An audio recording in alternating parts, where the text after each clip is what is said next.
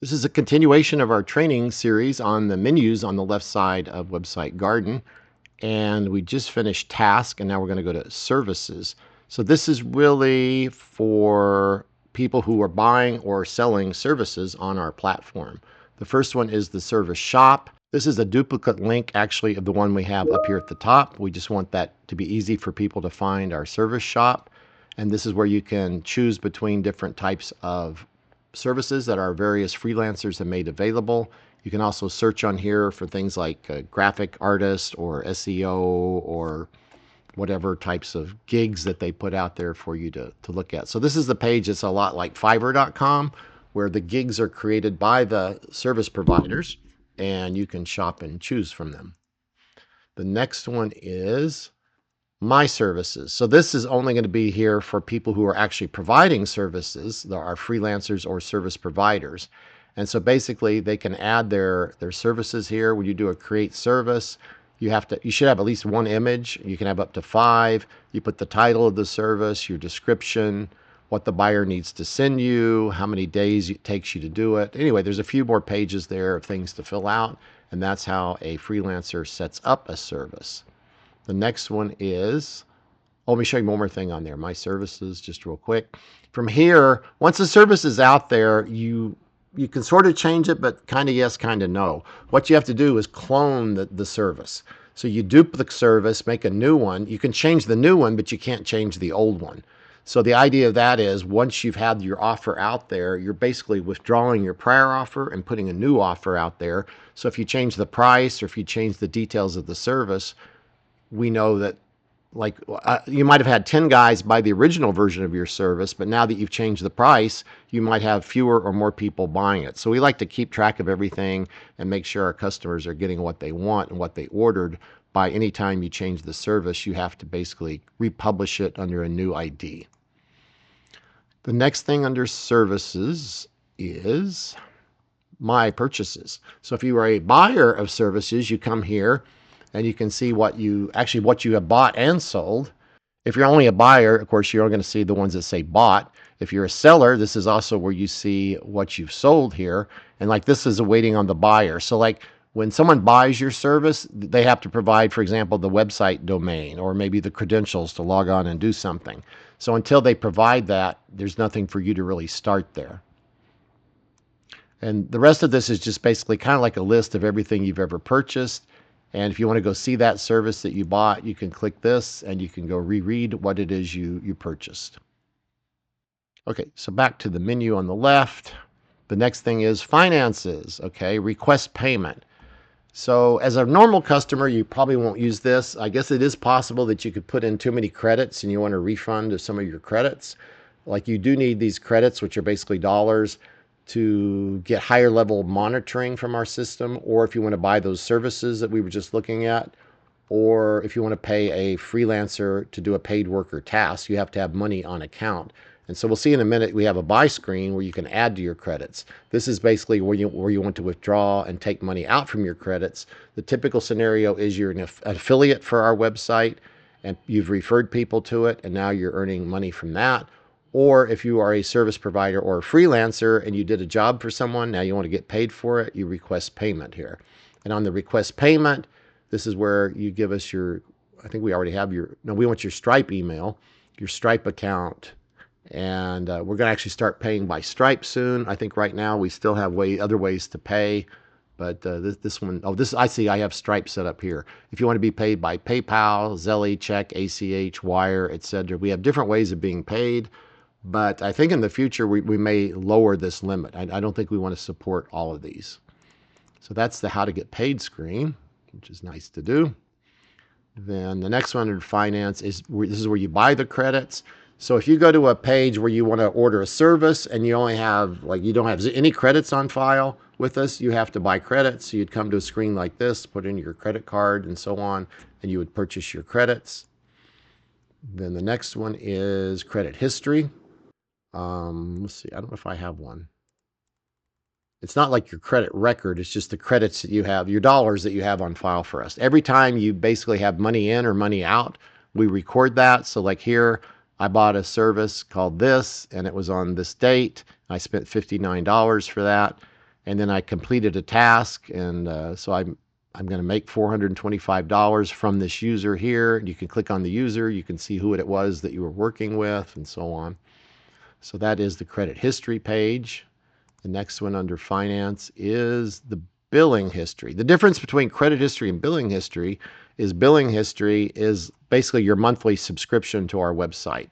And I actually don't have to pay for it, luckily, so I don't have a history on that page.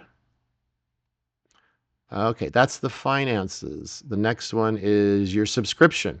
So let's say you want to get a bigger subscription, like you signed up with the mini plan, and that only allows you so many credits per month for different things. And actually, we should have one more thing on here. We should have the number of workers that you have. So I think you only get 1 or 2 workers here. This one, maybe you have 5 workers, and this one you have 7 workers. So you want more workers, or you want more credits or whatever, you can subscribe to a higher level plan. And you can also lower your plan, actually, if you wanted to. If you actually want to cancel your service, that's actually down here under Help Center. We have Help Center, cancel subscription. That's how you cancel. Okay, so we were under finances, subscription. The next one is affiliate. You're only going to see that if you're an affiliate of our system. That's where you can update your payment information, basically your default information. Not everybody will see that. Your profile is for you. You can get to that from any page basically by clicking on your picture up here and then clicking profile. That's this page. And what this role concept is for example, you hire an assistant, well, he would have the assistant role.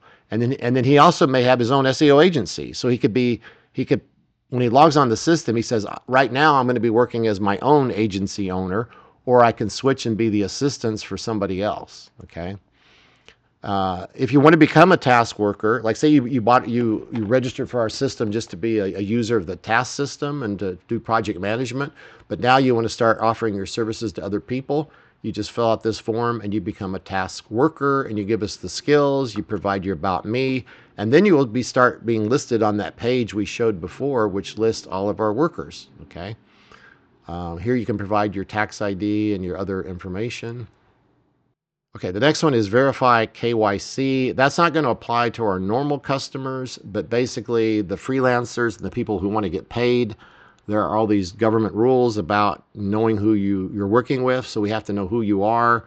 You know, if you're in the United States, we have to have your 1099 or whatever it is on file, your W-2. I don't remember the words right now, but anyway, all that has to be on file. We have to check a government ID and that type of stuff.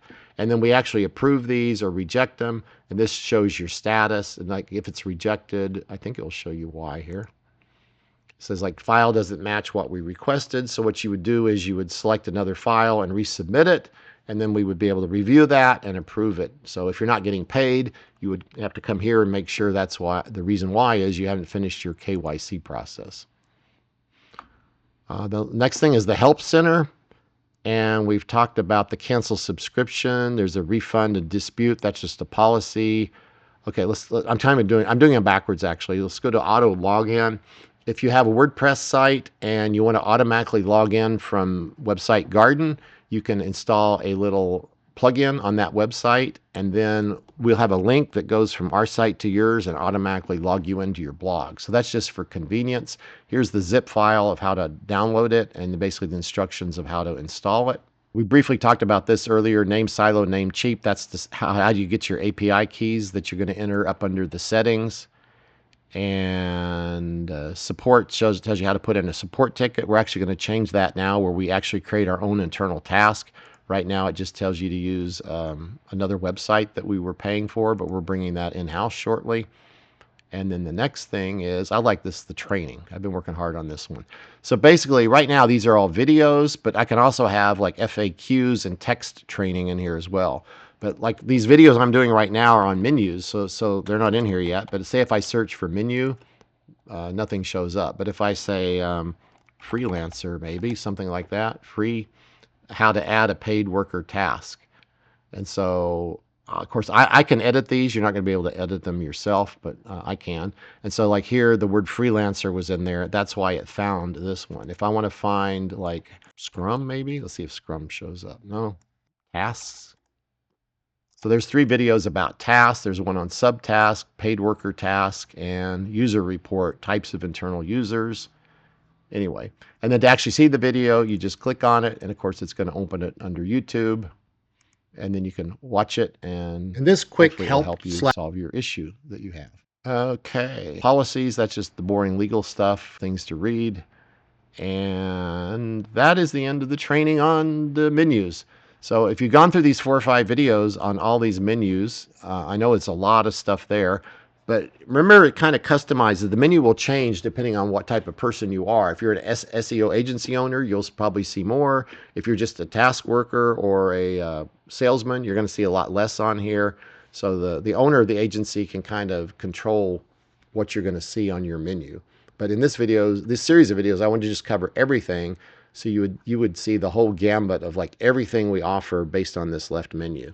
So thanks for watching these series of videos, and again, go try the other training videos that are on our YouTube site, and we look forward to seeing you in the next training video.